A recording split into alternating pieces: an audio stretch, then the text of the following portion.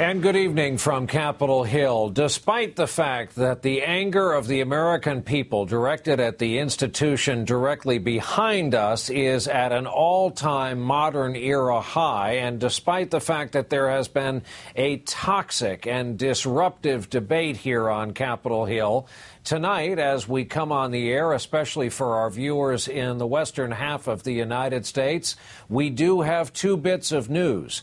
Number one, the bill to avert financial disaster starting tomorrow when the debt limit ceiling expires has passed a big hurdle, passing the House of Representatives tonight by 53 votes. The other bit of news is who showed up to vote for the first time since her near-fatal shooting in early January. That's Congresswoman Gabby Giffords from the state of Arizona, suddenly appeared on the floor of the House behind us tonight. Let's get to it tonight, starting off our coverage. Kelly O'Donnell on Capitol Hill. Kelly, good evening.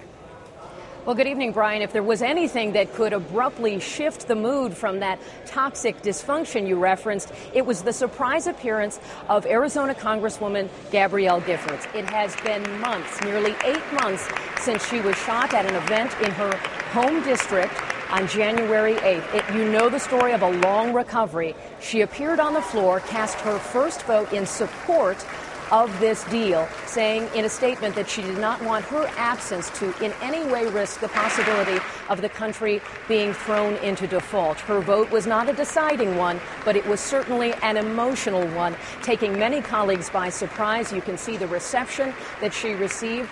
Clearly, from both parties, emotion to the surface, and it capped what has been a tumultuous and emotional day in so many other ways, because the vote itself has been so down to the wire. It turns out there were more Democrats who voted against it after so much of the fight leading up to this was about the Tea Party resistance.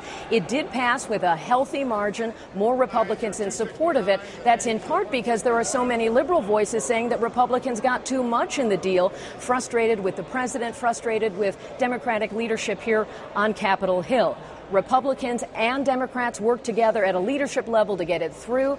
When it came push to shove, they were able to get it across the line. But there has been considerable upset and rancor among liberal Democrats. A lot of that was directed at the vice president today. He was here. He met with Democrats in the House and Senate for a few hours, heard a lot of heated language, including some accusations thrown at the Tea Party with tough words like calling them terrorists or hostage takers. The vice president said he didn't engage in that language and didn't think it was appropriate, but it gives you a sense of the mood. So we have two really competing stories today. That legislation moves forward. The country is closer to not having this crisis, and there's this emotional lift that has taken place. Many saying that she has been an inspiration, Gabby Giffords, and it's something good to report from Capitol Hill. There'll be yet another chapter tomorrow when the Senate is expected to vote at noon.